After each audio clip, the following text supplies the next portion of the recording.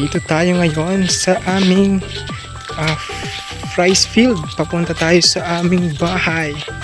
So titingnan natin ang ilan sa mga tinanim nating Madre de Agua. So ang Madre de Agua po mga ma'am and sir ay magagamit po natin yan pampakain sa ating mga native chicken. Fearless.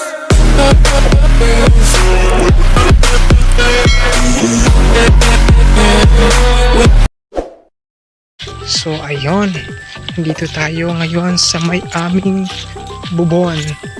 Yung bubon niya hinihigiba ng tubig. Ayan. Diyan kami kumukuha ng mga tubig. At ito nga pala yung aking fish pond. So wala pa yung isda. So mini fish pond. And then muli lilinisan natin yung paligid na yan. So ayan, napakaganda diba? So nandiyan lang yung bahay namin sa taas. Plus may fish pond ka dito. Oh wow, perfect ang kuha ng ulam. Tingnan natin yung ilan sa Madre de Agua. So ayan, napakaganda diba? Si mga ma'am and sir, kitang kita natin live na live. Buhay na buhay ang ating Madre de Agua. Thank you po. At syempre nandun pa sa kabila. Oh, diba? Buhay na buhay. So shout out po sa mga nagbigay sa atin ng Madre de Agua. Unang-una kay Sir Noriel Hapeta. At syempre second kila Ma'am Maribel Di Una. Ano po? At syempre sa lahat pa ng mga nag-e-effort na magbigay sa atin ng mga yan. Okay, puntahan pa natin yung iba nating itinanim. Okay, sundan lang natin at samahan ninyo po ako.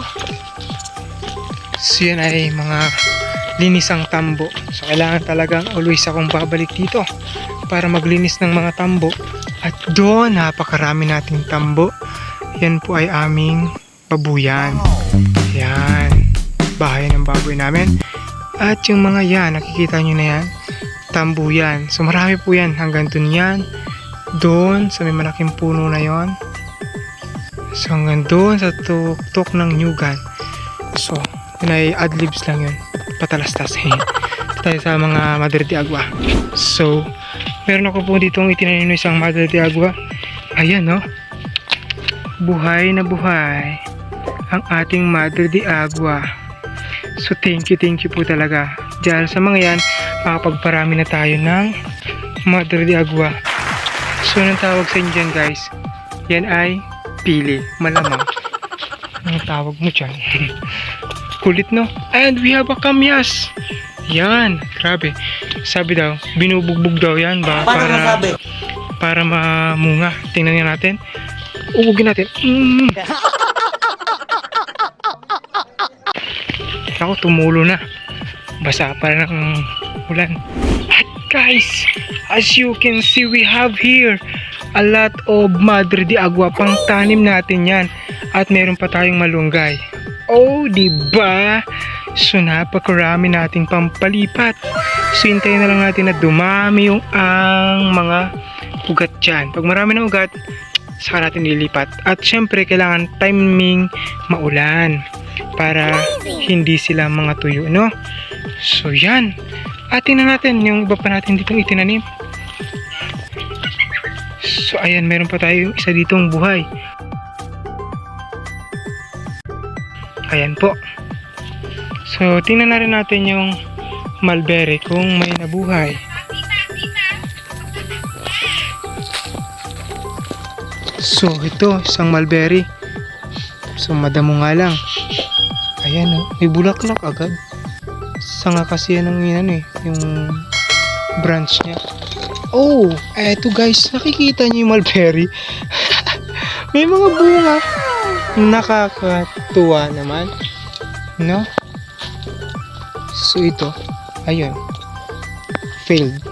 At may papaya tayo dyan extra. We have a sili. Ayan, native na sili. Oh, okay na, ito pa tingnan natin. Oh guys, papaya. Baba lang pero kita natin, kaya nating hawakan yan, no? Oh, di ba? So eto po dito yung isa nating mulberry. Shout out naman po sa nagbigay sa atin kila Madam Cortez from Bulala. Ayan, buhay na buhay ang ating Madre de Agua. Ay, hindi. Tama kayo. Ako naman eh. Mulberry. Pamali-mali talaga ito si Sir Edison. So, mulberry po pala. Brother. So, yan. And then, syempre, thank you so much po. Kasi, marami tayong nabuhay na mga pampakain sa manok. So, ito nga pala yung itinanim ko ring kalamansi. So, yun ay markot na kalamansi. So hanggang dyan nakakatuwa mag-farming kapag nakita natin yung mga tinanim ay lumalaki. So hanggang dyan, ingat po palagi lahat mga ma'am and sir. Keep safe and God bless. Happy farming.